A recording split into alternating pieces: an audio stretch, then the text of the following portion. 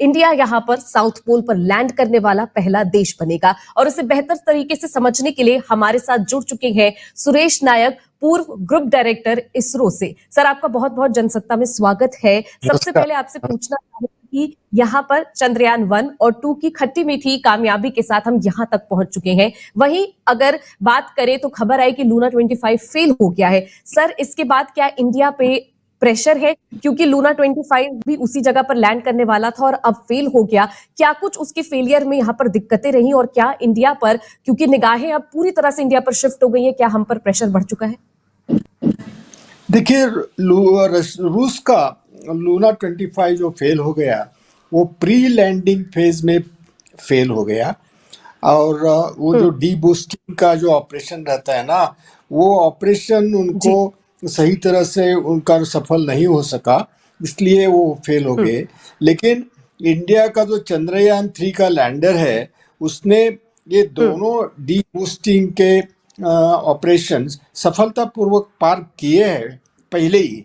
अभी वो लैंडिंग के फेज में है, तो उसके लिए इंडिया के ऊपर कोई प्रेशर नहीं है, क्योंकि हमने वो स्टेज जो है बहुत कठिन स्टेज रहती है वो पहले ही पार की रखी है। और हम अभी इंतजार कर रहे हैं 23rd के दिन का, और 23rd तक अभी हमारे पास 1.5 दिन है और उसमें काफी काम करने का है। वो जो काम है उसमें मुख्य काम जो है वो अपना लैंडर के अंदर जो सब इंस्ट्रूमेंट है हमारे, तो वो अच्छी तरह से काम कर रहे हैं कि नहीं, ये हमें इसकी परीक्षा करने का है और उसके लिए भरोसा पा जाने का है।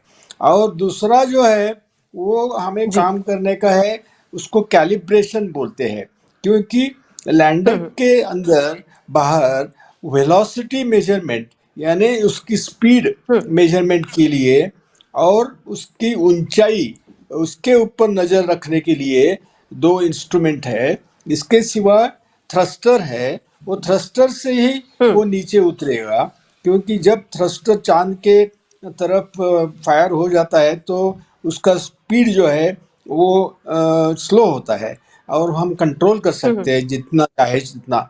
तो ये सब जो मेन सिस्टम है वो सही तरह से काम कर रही है कि नहीं, क्योंकि समझो एक्चुअली हमारे जो वेलोसिटी मीटर है उसने दिखाया